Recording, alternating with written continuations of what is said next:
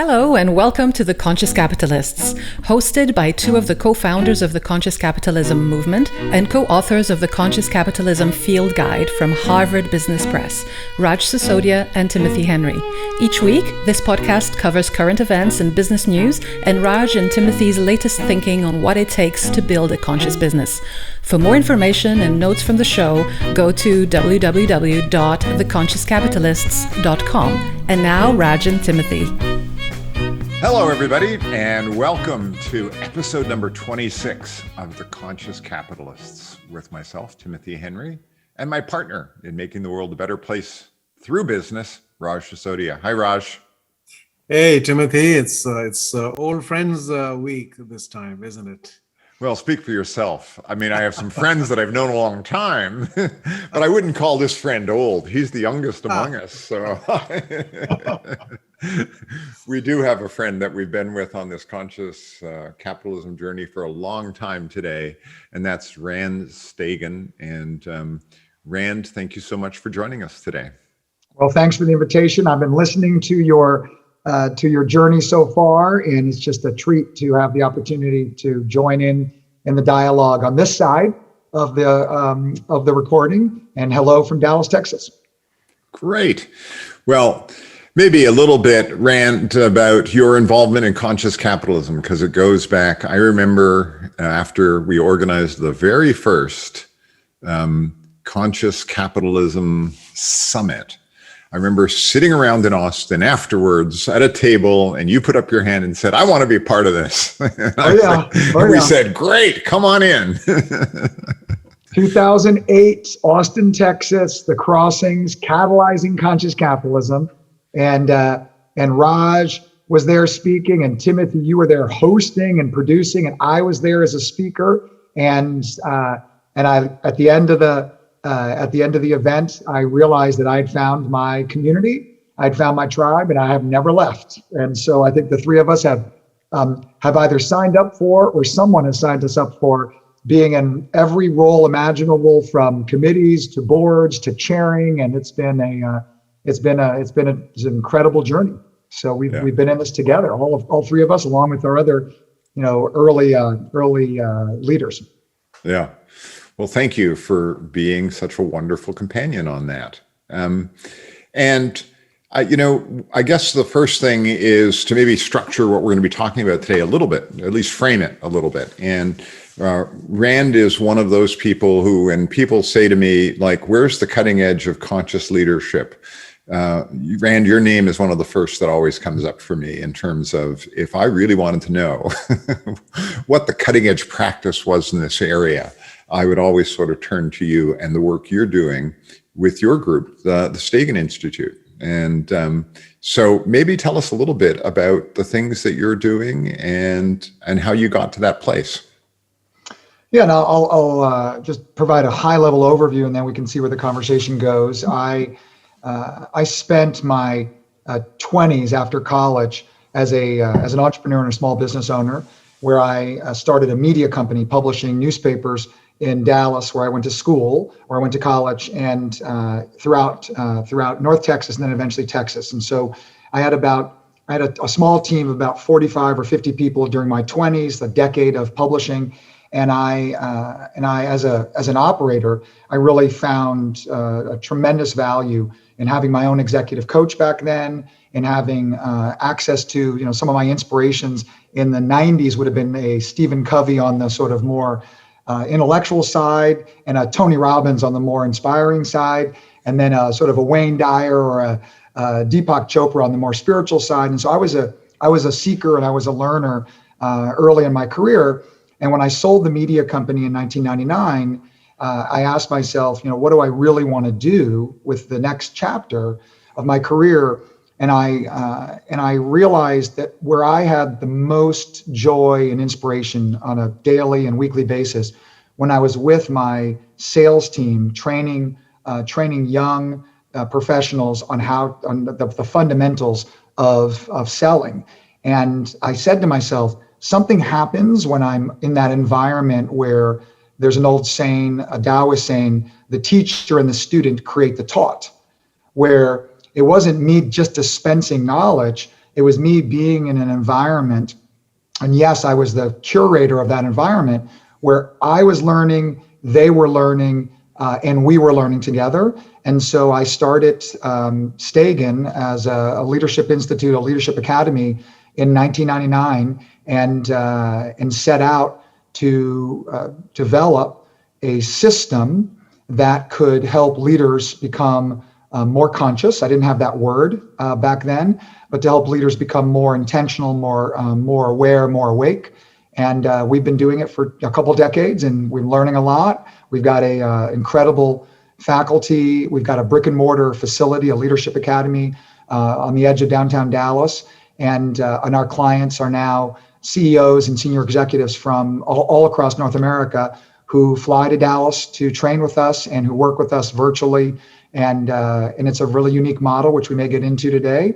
But that's a little bit at the high level of where I came from and what I do now. And so, Rand, your approach is rooted in the integral way of thinking and being, right? From Ken Wilber and others. Yeah. So if you could tell us a little bit about that whole realm and why you gravitated towards that and why we need that rather than one of dozens of other approaches to leadership.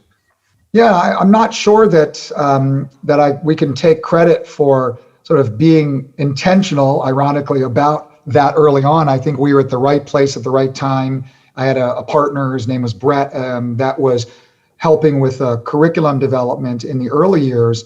With my background, I was more of the marketer, the brander, the communicator with my media experience, and Brett was really the source of curriculum design and instructional design.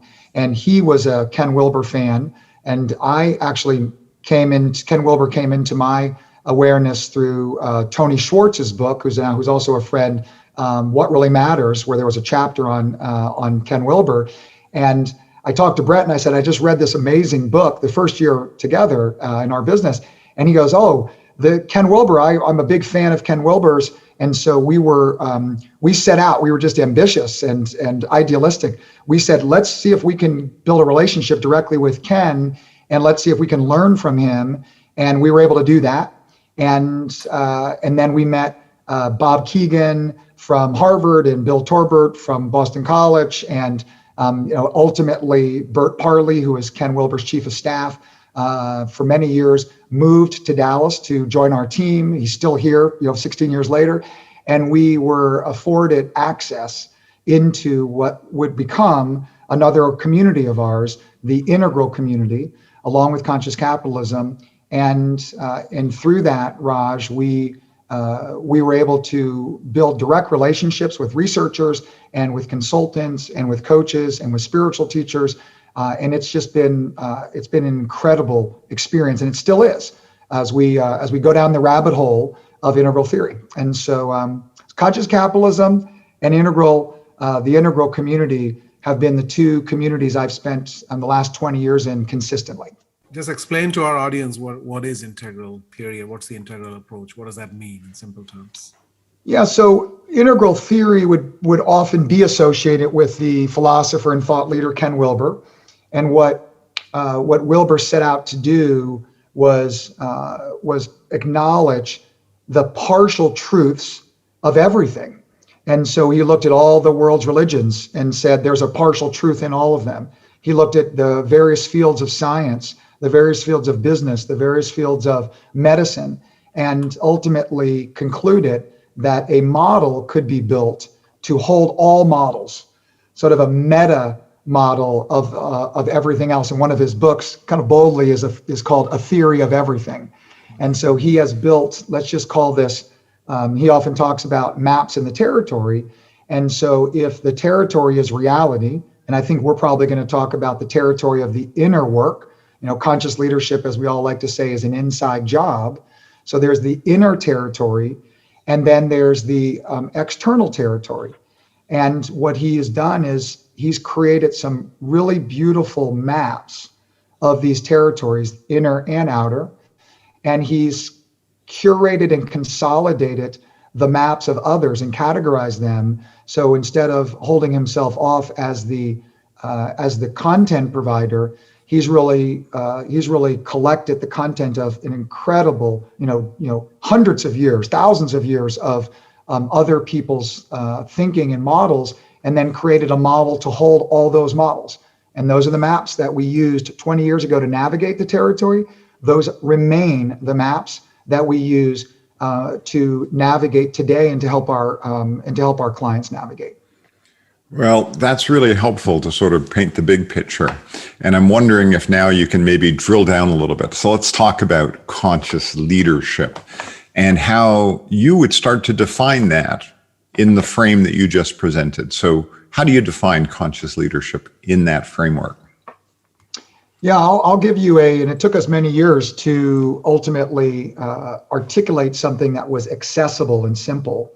We used to say that a conscious leader is a leader who has more awareness. And so people say, what does it mean to be on the journey of becoming a conscious leader? And we would say, it's really about becoming a more aware leader. And awareness creates, and this is a very central part for us, awareness creates choice. When we have more awareness, we have more choices.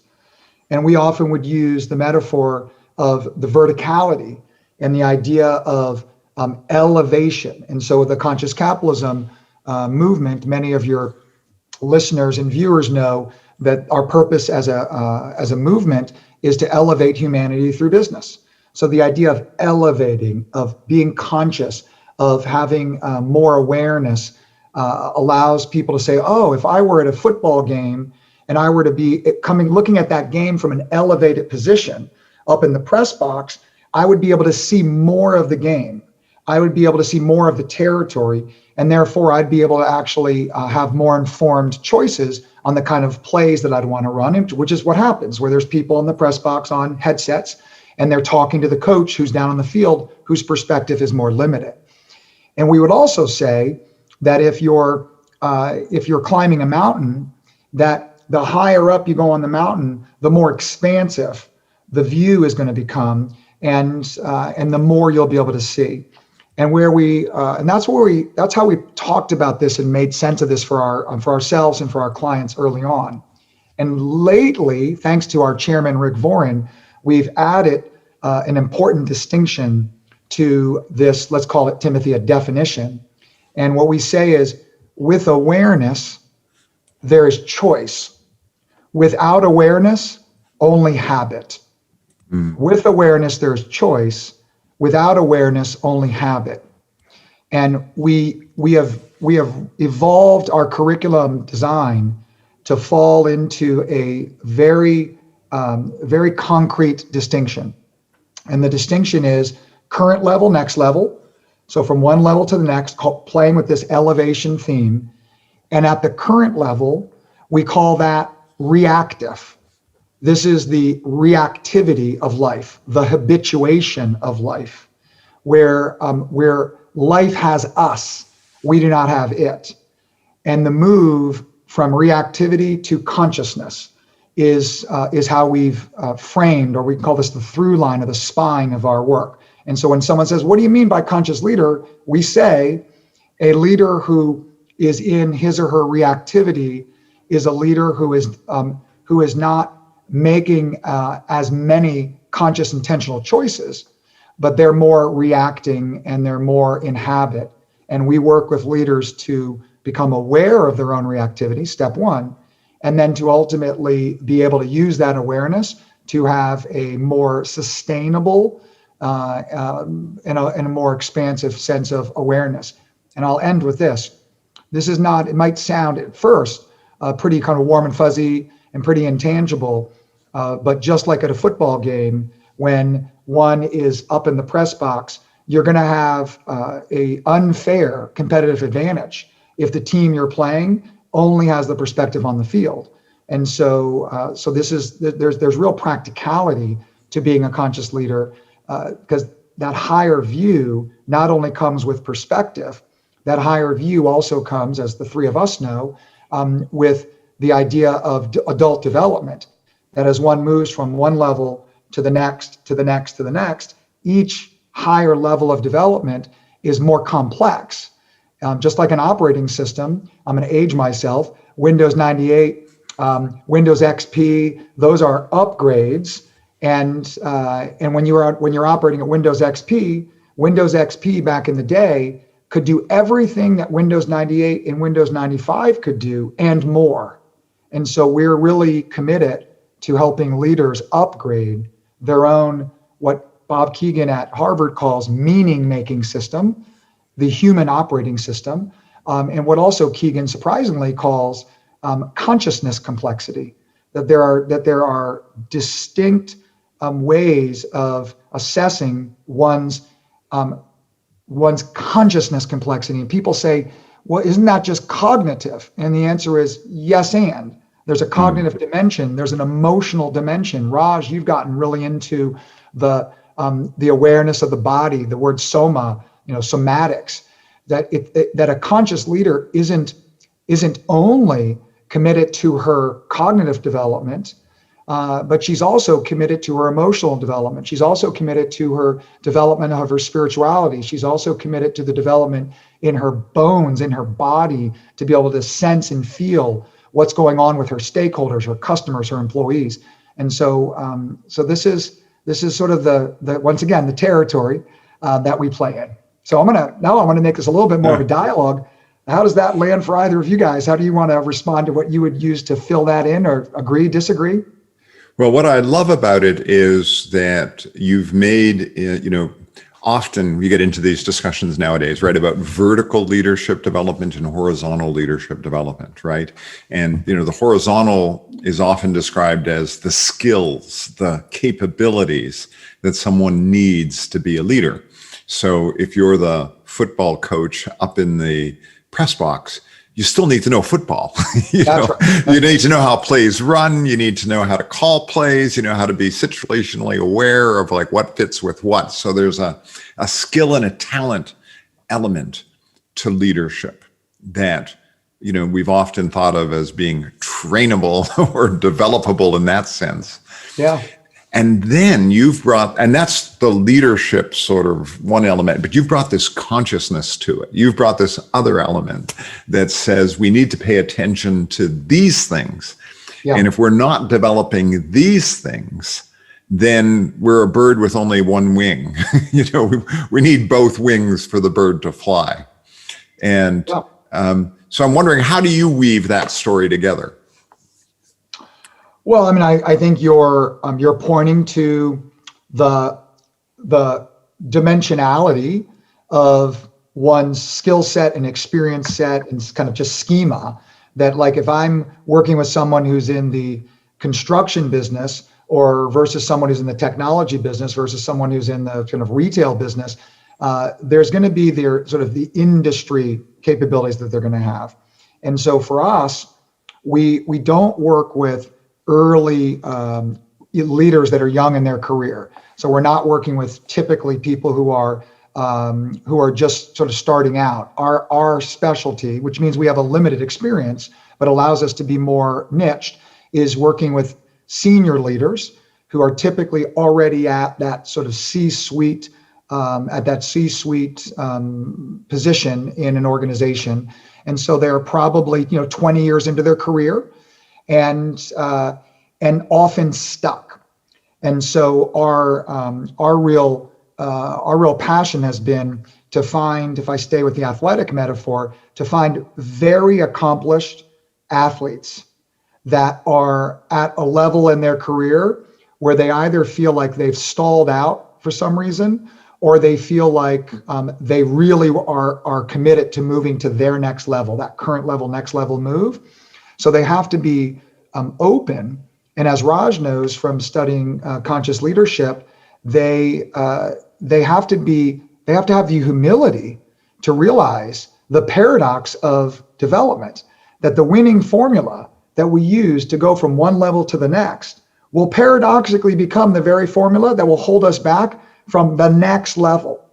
And so we call that the performance paradox, where the success that fueled me to become a C-level exec, a chief marketing officer, a CEO, a president, that winning formula, which could have been micromanagement, it could have been, incredible hard work, it could have been intuition and instinct, that when I get to the level that allows me to sort of benefit from all that, that I'm now actually creating a level of, it's almost like a prison or a cage. Now the people we work with, it's like a golden cage, because these people often have a lot of resources, a lot of money, they're powerful, they're successful. And then for us to say, well, how would you like to, confront the limitations of your current level, which means psychological work, emotional work, spiritual work, and really reinvent yourself in a non-cliche way, because we'll hopefully get into the industry and the charade that's being played in the leadership development industry is a charade we choose not to participate in, which we may get into. But I'd love Raj to take it from here. Well, you talked about working with people about 20 years in, right? So that's in their early 40s, which is typically when you have your midlife crisis. That's a crisis of meaning and purpose, right? So they've succeeded according to the traditional norms, right? They've risen, they've acquired power and status and money and so forth, and yet they feel hollow and empty, right? And so that's a time of tremendous potential growth. I mean, you could recede back into the old way, but I think that's where the idea of meaning and purpose, I think, takes on deep resonance. So when you talk about being able to see from a higher level and the consciousness, you also have to understand yourself and like, who am I and what am I seeking to bring out into the world, right? And what is my unique gift and how can that manifest through this business? And I know you do a lot of amazing work with people, guiding them. I think I learned about the hero's journey from you at one of our retreats at John's Ranch, right? Yeah. That whole idea, right? How do you go on that journey when things that seemed good before suddenly start appearing sort of barren and meaningless, right? And you say, wow, this I'm being called to grow in some way, right? So how do you help people discover that, look within and discover their own unique purpose and what makes them tick?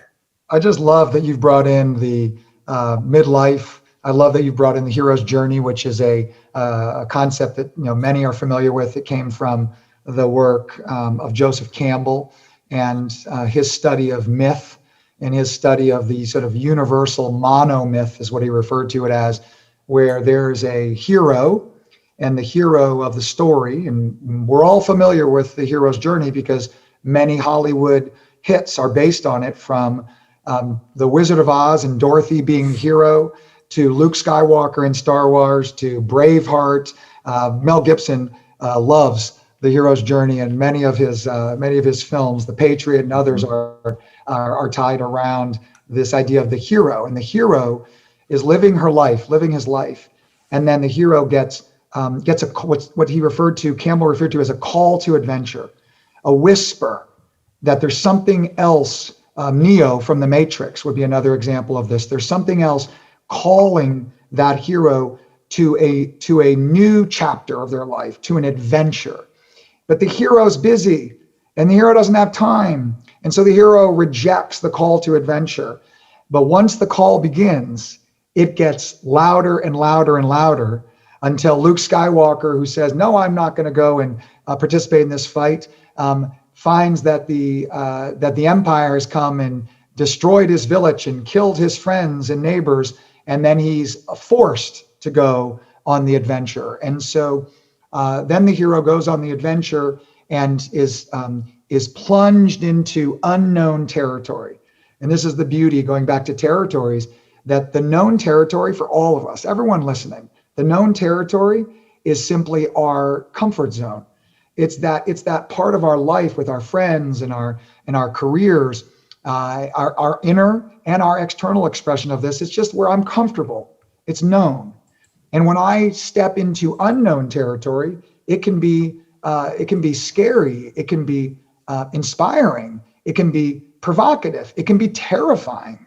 It can be fun. There's all sorts of ways to describe this, but it is in the unknown territory where innovation occurs, and it is in the unknown territory where disruption happens. And so we then see the hero go through these challenges and be aided by guides and mentors to then return. If you think about it as a circle, I'm home in my comfort zone, and then I go away and I go into this unknown territory so that I can then come back up to the top of the circle and home again. So home, away, home. And that journey of that circular journey of invention would help people understand to return to where we began and know it for the first time, right? That's a famous T.S. Eliot quote. T.S. Eliot piece of insight, right? T.S. Eliot. And so because I'm different after the experience.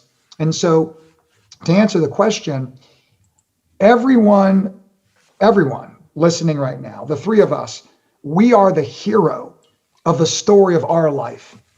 We're the hero of the story of our life. And so the big question is, who's writing the story? Who's writing the story of Timothy's life, of Raj's life, of Rand's life? And so often, back to reactivity, back to habituation, people fall asleep almost intoxicated by the known world, especially if they're successful, and are then sort of living a life that is actually happening to them. And Bob Keegan at Harvard, the reason that I really love so much of his research is that he talked about the move from a level of consciousness that's more socialized. The sort of life I'm living is the life my parents raised me to live, that my grandparents raised me to live, that my religion raised me to live. I was socialized, there's healthy parts of this. I was socialized by my environment and by my caretakers early on. But then when we work with clients who are 40 years old and 45 years old, and we say, what's important to you? Let's work on your personal values. They will often realize that the values that are on their list are not their own authentic values. They are the values that were handed to them and given to them by their mom and by their dad and by their teachers and by their grandparents. And they have an awakening in which they can say, I can still choose to take some of these values that were handed to me, because that's beautiful. And I can, now Bob Keegan, I can become a self-authoring leader. I can begin to author the story of my life. And that is literally what Bob Keegan calls on the next level after socialized consciousness. He calls it self-authoring consciousness. And so that current level, next level move. Now, to be a little bit more complex, someone would say, well, if I'm able to move to that self-authoring stage, that conscious stage, out of a reactive stage, what's beyond that? And Bob Keegan would say, the self-transforming stage. And then one can go up to that stage and say, well, what's beyond that? And it's a never-ending spiral staircase that we're moving up as adults. Timothy, back to you, vertically. And so we learned early on that when we laid out, 6 or 8 levels, it was pretty overwhelming. So we went to the current level, next level convention. And what's so beautiful about that is if a leader is at a socialized level, then the next level for that leader is self-authoring. But if a leader is already at self-authoring, then the next level for that leader is self-transforming. And so this relative nature of current level, next level has been really wonderful.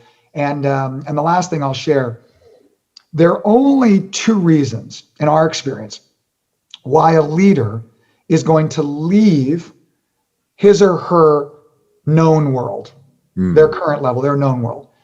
One reason is that they're forced out. The call to adventure gets louder and louder. They're forced out. Heart attack, near-death experience, trauma, divorce, death of a loved one. There are all sorts of ways in which we will be forced out of our comfort zones, or to choose out of our comfort zone. But in the absence of being forced out or choosing out, the status quo is where we're going to live.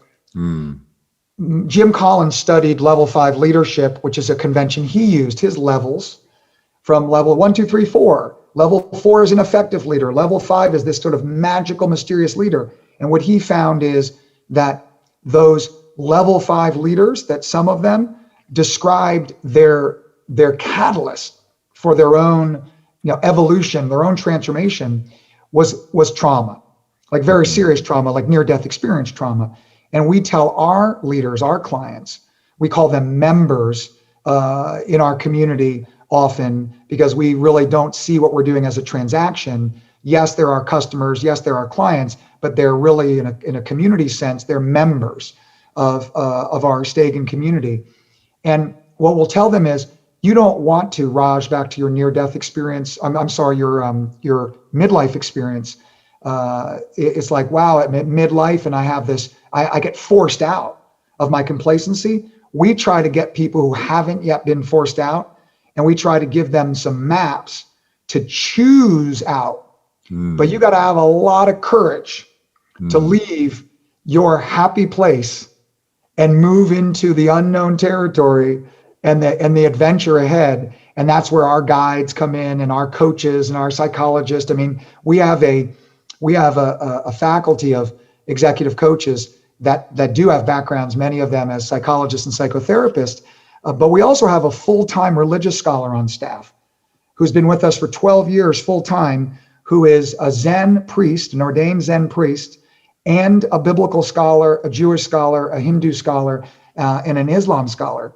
And so even though he's mostly working in a Judeo-Christian context, and here we are in Texas, in the heartland, and we have a Zen priest with robes walk at our facility. And that's part of the answer too, is that a conscious leader is recognizing that there needs to be room for the true kind of inclusion. Where so many people are saying, oh, diversity, equity, and inclusion, and all the important issues, but inclusion that is more expansive is what a true conscious leader, I believe, stands for. Not just inclusion of, if it's a progressive DEI program, are we going to be inclusive of the more traditional conservative values also? Or are we going to only be inclusive of progressive values? Or if we're on the other side, are we going to be coming from a traditional standpoint and not inclusive of our fellow Americans, if we're talking to America, that are on the progressive side? And so conscious leaders recognize the danger of choosing a side or picking a camp.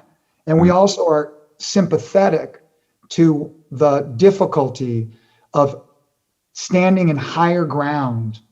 Another metaphor here for elevation, to standing in higher ground, because a colleague and friend of mine, Steve McIntosh, who co-wrote the Conscious Leadership book with John Mackey, he said to me once, he said, Rand, people in today's world, especially in the polarized world, they're often wanting there to be common ground. Like, how do we find common ground? Sounds good. And he said, often common ground is not available in today's complex world. And what we need is not common ground, but higher ground. And that's another way of kind of tying all this stuff together from a consciousness standpoint. But anyway, back to you, brilliant guys. Raj, what's on your mind on this? Well, you said something that touched on what I consider the holy grail of all of this work, which is, how do you systematically elevate people's consciousness in the absence of a crisis? Right. So how do you get them to choose to step out of their comfort zone? How do you get them to, that's journeying consciously versus journeying, sort of because of what happens to you in your life. And I think that's the whole crux of our movement, really. We need more conscious leaders in order to have conscious businesses. And people have their awakenings at different points in their life. They might have an epiphany at a wedding or at church, or whenever sort of lightning strikes in people's lives. But how do we get a group of leaders in a room and systematically create those conditions? And I think that's what you're hinting at. That's what you're attempting to do with some of those people, right? Well, I wouldn't say that we're hinting at it. We're very, very explicitly exploring it. And I wouldn't say that we've figured it out, that and I want to go back to Wilbur because you guys opened up the door on Wilbur, and so I don't usually talk about him in podcasts because he's so academic, but he has popularized the distinction you just made, Raj, between states of consciousness at the wedding, at the rock concert, states of consciousness which are temporary and they're beautiful and wonderful, versus stages of consciousness. So when we talk about one level to the next, we can talk about it as one stage to the next stage to the next stage. Stages are structures of consciousness, and states are temporary experiences. And yes, if you practice with enough state, elevating your state, that can help and that can contribute to the ultimate evolution to a higher stage. But this is really getting at the crux of it, right? So Timothy, you and I have talked about this for years. So what are your thoughts on stages versus states? Well, I think the important thing that you've really pulled out of that, and you haven't mentioned yet, which is, often when we're looking for a leadership development program, we're looking for, we're going to change the leaders with a program. Yep. And often the programmatic thinking is over 3 months or 6 months or, God forbid, 12 months, right? And we're going to run a program for 12 months. And you've used a phrase, we're going to take the long game, we're going to take the long view. And when you start talking about stages and the structural steps and stages, that's playing to the long view. So talk a little bit about that long view, that this isn't, there isn't a quick fix. And that if you're in an organization and you're trying to develop more conscious leaders, how do you blend the fact that you're in a large organization, you're developing a cohort of leaders, and you're also trying to play the long game? And now let's talk about, we're trying to develop our top 50 leaders and we're a big corporation. Our top 50 leaders, 10 of those people could be CEOs of any other company, eventually could be CEOs of other companies. So the interesting question is, for that group at that kind of level, like you say, at the C-suite level, how do you blend the programmatic aspect with let's take the long view? Big question, and an important question, and it's the essence of our the profile of the typical organization that we would call a member company. We have members and member companies, and to be designated as a member company of Stagen, the CEO would always be modeling and going first. Leaders go first, and so the first thing is time horizon. So let's talk about time horizon. If a leader wants to become a more effective leader, which we can just call getting better at your current level, horizontal development, it's beautiful, it's wonderful. I want to learn personal productivity.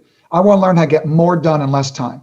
I want to learn how to manage my priorities. I want to learn how to assert boundaries. I want to learn how to delegate more effectively. We teach those skills, and I would say that we're very good at teaching those skills. And we consider that sort of table stakes. Like let's help you get better at your current level, and let's use that as a way to help you find 3, 4, 5 hours a week, every week, that is currently being leaking out of you, okay? Energy leaking out of you and time leaking out of you. And let's actually reclaim that so that you can reinvest 3 to 5 hours a week into being more proactive, more conscious. And so that move of effectiveness at your current level, it's number one. And I'll be honest, we were so enamored by vertical development early on that we skipped that. We didn't earn the right with our clients to create the space for the true vertical journey, because we were skipping over the skill building. So we always now do skill building with our clients first, and then we earn the right to do the deeper inner work, the psychological, spiritual work that we really are most lit up by. And so that's a critical learning that we've had, and we're still having. The move then would say, okay, let's go to time.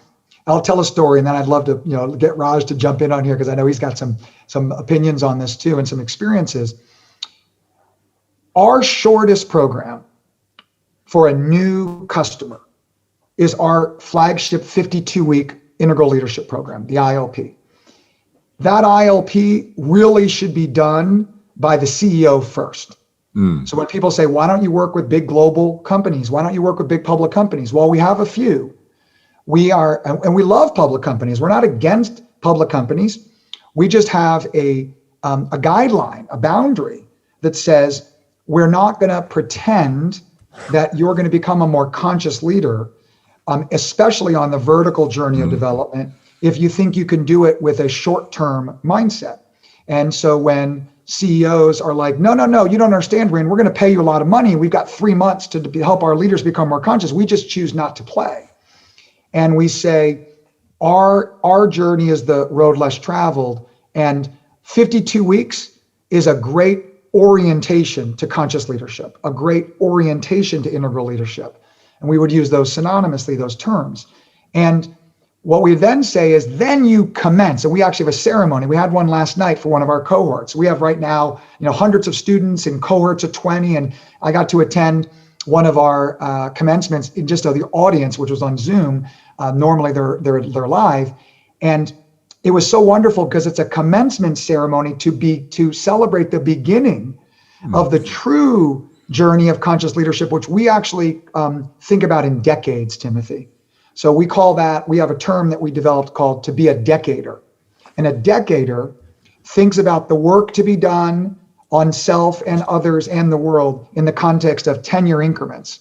And I'll end and then let Raj jump in, and we can keep building on this with our favorite Bill Gates quote, which our clients love in the context of time. And he said many years ago, Gates said, most people overestimate what they can do in 1 year and underestimate what they can do in 10 years. And so we say to people, how might you be underestimating yourself if you could really step into being a decader?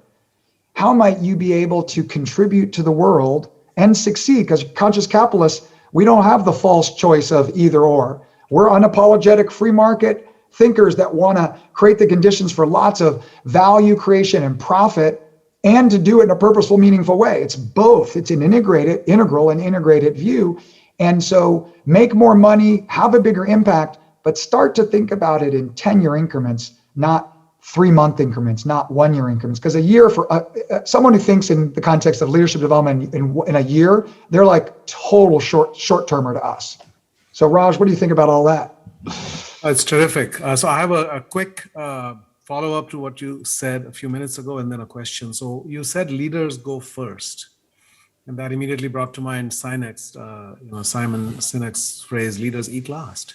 Yeah. So this idea that you go first, you take the risk, you're the one who's evolving and growing and trying to elevate yourself, but when it comes time to take care of people, etc., you make sure others are taken care of, right? So I think that juxtaposition is powerful. Leaders go first, eat last. Yeah. I love that, if you want to add to that. But the other question I have really is around, this whole tendency to be reactive in life comes from traumas that we may have had in our childhood or other stages, right? And unless we recognize those traumas, because they're driving us in a way, like who's driving your car, right? We are reactive because of things that happen in our life. If we don't heal those, then we're going to actually inflict suffering on others, right? It's the whole idea of victims. Yes. So what do you do to help people become aware of those things within them? And how do you help people heal from those traumas? Or do you not even go into those realms? We live in those realms. So I would say the respect for where people are starts with let's do the fundamentals, and let's help you become what we would call a more effective leader at your current level. And we would say that the territory that we would try to move that leader into as their guides, because we have coaches that partner up with leaders, we have cohorts that support each other, we have technology, we have a whole learning system, and we have a very complex structure that holds in a very caring and loving way, that holds like a pressure cooker, the development of individuals and their cohorts, because everything's in groups of 20. And so we have enough intimacy in that size to be able to really let things cook. And it starts with optimizing territory. Like, let's get you into some new territory that's optimizing you. And then, Raj, to your question of the unknown territory is not optimizing, it's what we call exploring territory. When a leader is guided properly with the right practitioner, with the right talented and experienced practitioner, a leader after a year or two, sometimes 3, can find herself exploring to a place where it's destabilizing. And we call it destabilized territory. This is our faculty. This is how we talk about the work. And when you're destabilized, it's very important that one is being held. Now, in AA, I've not done AA, but I have great admiration for what they have created at scale of a system of true processing and transformation around the things you were pointing to, Raj, and the love and the care that's in those containers, those small physical groups, is a big part of what we do also. And so you want to and you need to be held for the journey to be safe. I'll think of an actual CEO. Okay, CEO that I've worked with directly, multi-billion-dollar company.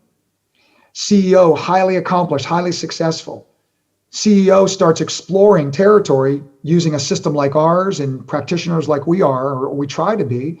And CEO gets destabilized because he finds out, or she finds out, this profile, that when they were 8 years old, they had a trauma. Could have been family trauma. It could have been in peer groups, schools, bullying, and they have never processed that trauma. And what they did is they created survival strategies to get through middle school and to get through high school. What we don't want to acknowledge, because we don't really want to talk about this in the West, especially powerful, rich people, is that those survival strategies that we created in middle school and high school and college, they're still with us. And that's what we mean by their habits.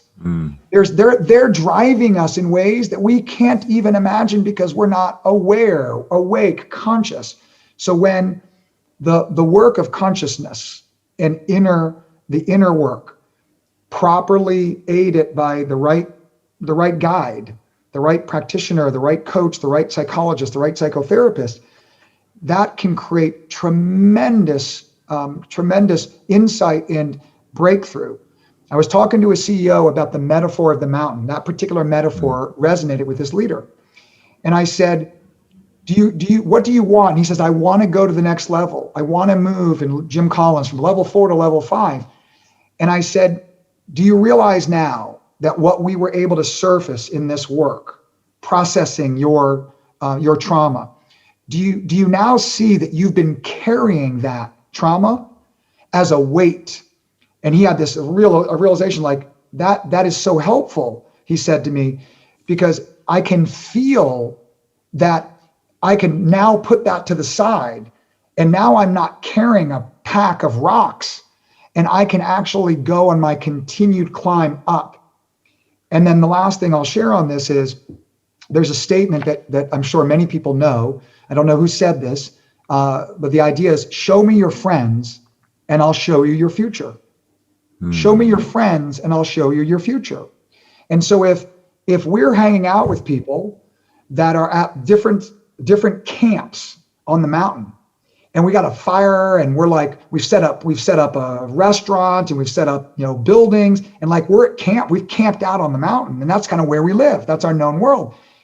We become very fused with those people. And if all of a sudden we are no longer feeling like that's the camp that we're being called to be at now, and we feel lighter, we're ready to climb, our friends aren't necessarily ready for that. Our friends don't want that. And it can be incredibly difficult for people to consider the possibility that the climb that they are now being called to take is a solo climb. It's no longer a group climb. And it's not a climb that the spouse is necessarily up for or wants, or that the coworkers want, or that the friends that we go out on Friday and Saturday night want. It can be, and I know this is a cliche, but it can be very lonely to be on a climb as a conscious leader. Now, here's the cool part.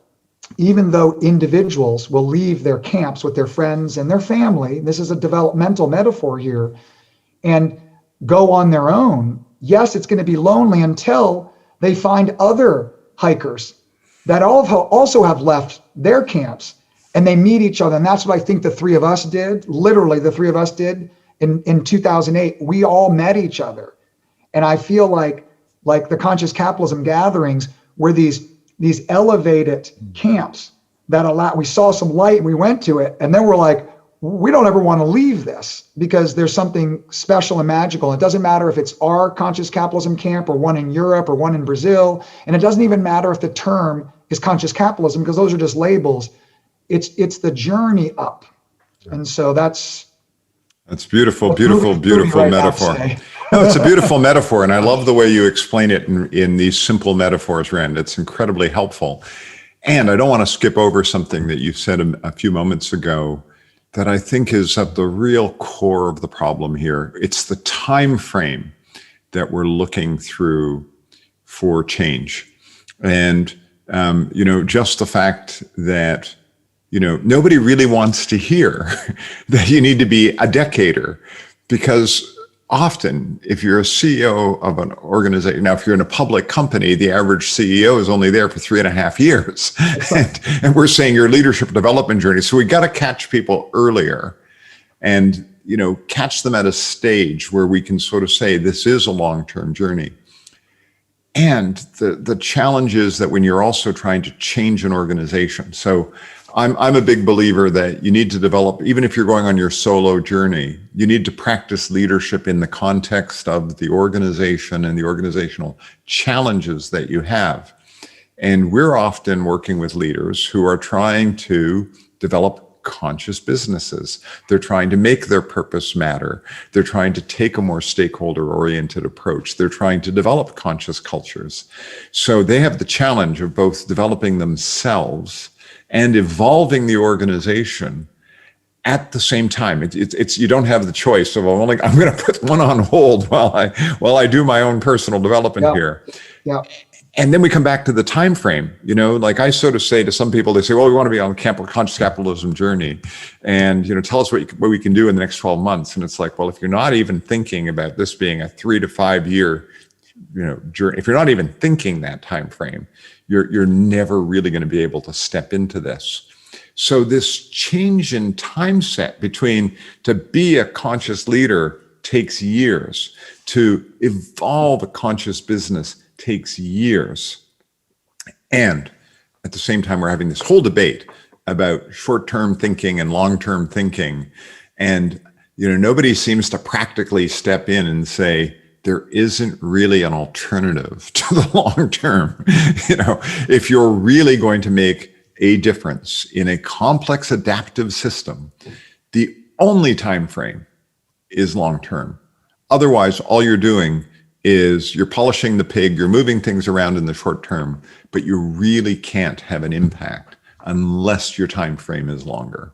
And people assume, listening to this kind of conversation, that we're advocating that they aren't focused on the short term also. And the complexity here is we want to have the long-term context, but we also don't give up the reality that we've got to make short-term results happen at the same time. And people think, oh, it's either short-term or long-term.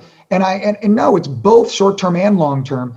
And Timothy, you talk about public companies, big public companies. If I was a CEO of a public company, and I realized that I had an average life expectancy of 3 to 5 years, and I was really committed to what conscious capitalism and what conscious leadership represents, then I would go at governance.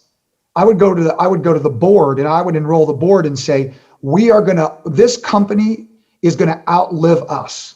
We got to have that mindset. We are here as board members and as leaders, as temporary stewards, as fiduciaries for the organization. And so what are we going to do to put in place, exactly, Timothy, what you said, to put in place the conditions at a governance level that will provide cover for the future CEO and the CEO after that. Yeah. And so a former CEO of Ben & Jerry's came and told us, and I was so blown away, that when Ben & Jerry's sold the company, right, to Unilever, right, that they put in place governance, and they put in place an incredibly innovative and complex way of increasing the likelihood that the organization would be on a glide path, a trajectory that would stay grounded to its values and to its principles. And that has actually, he said, because he came from the outside, that it's absolutely been successful. And I'm sure there's been, challenges here and there, but it's been successful. So we need more courage from CEOs, not boards. Boards won't do this. The CEO needs to go to the board, I believe, and say to the board, this is what we have a responsibility as stewards to actually start thinking as decaders. And that doesn't mean that we give up the short-term performance that we also need to give to our current shareholders, right? There's not a problem to be solved here. Timothy, you say this all the time. There's a tension to be managed, not a problem to be solved, but a tension to be managed. Well, I want to jump in here quickly, and then I want Raj to jump in, but I just want to follow up on that very quickly. It's interesting you said it's the CEO going to the board. So let me step back and I say that the issue really is a governance issue. It really, truly is. We need to have the governance be about responsible stewardship. Yep. You're not thinking about responsible stewardship, and you want this business to be thriving in 3 to 5 years from now, and you want to be laying the groundwork today for it to thrive successfully, then you've got the wrong governance model. But I don't think that necessarily is the CEO's responsibility alone. I think it's the chairman of the board, and it's the board having that understanding that we don't just have a fiduciary responsibility, we have a stewardship responsibility. And that's really the crux of what we're talking about, is how to get the boards to step into a different role. Because if they're playing that different role, then the CEO will have an easier landing place, or a more welcoming landing place. Not easier, and this isn't easy to do. It's all hard to do sometimes, but they'll have a more welcoming landscape for that. Yeah, so, I love being with both you guys, and I love the ability to, you just helped me recognize my own bias, right? It was that wasn't integral what I just did.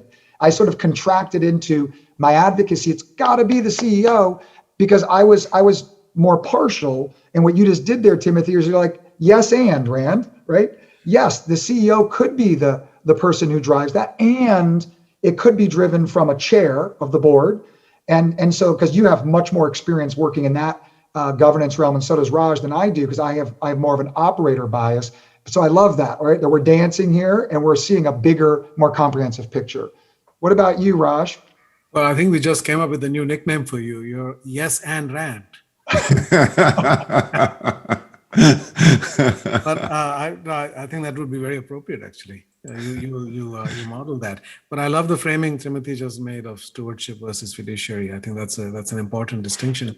But one of the things I want to ask you, Rand, as we get close to the end of this conversation, in my experience, when I went to Barry Wehmiller for the first time and I saw the culture that they had created there, and I asked a simple question, and a bunch of middle-aged blue-collar men, several of them had tears in their eyes as they started to answer my question. And later on, they jokingly tell me, yeah, around here we measure our success in man tears. That's where we know it. What you measure is what you get. The good kind of tears, right? So again, when you're dealing with sort of the heart, the mind, and the soul, you're going to go into those deep territories. We talked about traumas and so forth. So first of all, how common is it in your program for people to actually show their humanity and vulnerability in that way with tears?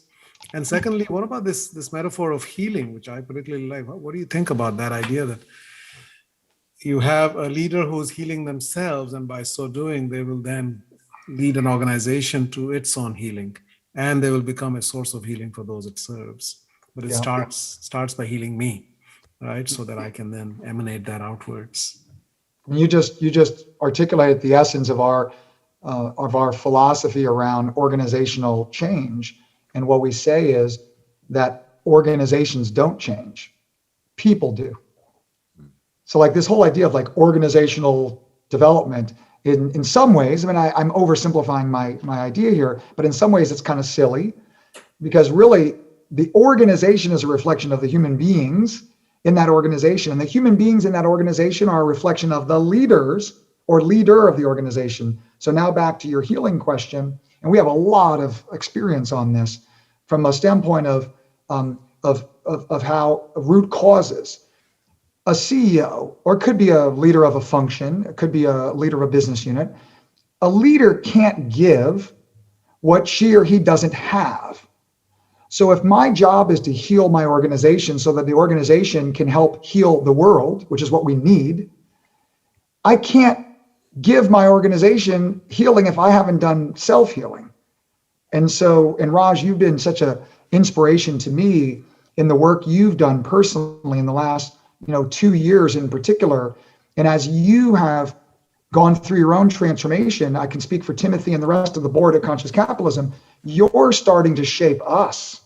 Like you're starting to, David White, the poet, talks about shaping and being shaped, right? And that's what's always happening in leadership. And so absolutely, I mean, hallelujah, we got to get leaders to do their own self-healing so that they can then help their teams and their organizations heal. So that then those teams and organizations with the leader can actually help our communities heal, our society heal, our world heal, whatever part of that circle we want to relate with. And that's why we say, maybe I'll end with this, at least for what I have to share today. People will often ask, Rand, if you had to summarize your team, it's not my learning, it's my team's learning, of which I'm a part of. If you had to summarize the collective wisdom of watching thousands and thousands and thousands of leaders go through these very long and intense programs, and some of our clients are working with us for 5, 10, 15, 17 years nonstop. It's we're very blessed. That's a word we would use down here in Texas or grateful to have the opportunity for the long game of relationship. But people would say, just summarize what you've learned. And here's the term. Leaders get the organization they deserve. You're unhappy with your organization, leader? See it as a mirror and see it as an opportunity to transform yourself, because everything that you're complaining about is actually nothing more than a reflection or a projection of you. And so get with the sober reality of adult development, and the leader who's the founder, that's even more confronting, because it means even more. But the leader who shows up to run a public company has only been there 6 months. We would say, you're not to blame for all the dysfunction that was there before you arrived, but you are now responsible. And it's not about the organization, it's about you and the organization and the dance you're in. And most of the time, the really powerful and accomplished leaders of the largest businesses that I interact with now just socially, because they don't really want to work with us, they have no appetite for this conversation. They want to go and have beers with me and go out to dinner, but they don't want to have this conversation about like your work, leader. What are you going to do? And stop outsourcing your development by hiring consultants and coaches to go in fixing your organization when the organization can't grow beyond you. Yeah. So like, do your work, okay? Do your work. And they're like, they do not like, I talk to them this straight. They do not like, they're not accustomed to that. And it's like, I just try to be their friend. And I think you guys have heard me say this quote, an Oscar Wilde quote: true friends stab you in the front. Okay? True friends stab you in the front. Do you get the gift of feedback? Yeah. Do you get the gift of feedback or not? Because you're not going to get stronger watching me do push-ups, leader. Okay? Yeah. You're going to hire a consultant and like, I'm doing the push-ups and like, you think you're going to get stronger, but you're not. And so, this is a little taste at the end here of the sort of, spirit of what we're doing down here Well, I love it. I love it. I love it. I love it, Rand. And, we're really talking about humans in human organizations and human development. And, maybe we sum it all up. We're all humans now. And we really got to put the human element back into leadership and back into organizations, because we've somehow along the way lost that. Thank you so much for being with us today, Rand. Really appreciate the time. And we're going to have the fun problem this week of trying to edit this down to an hour. We could go on for another hour and a half. But thank you so much for joining us, Rand. Really appreciate it. Well, thank you, Rand. That was incredible. Time has flown by. We could spend a lot more time on this, but unfortunately we can't this week.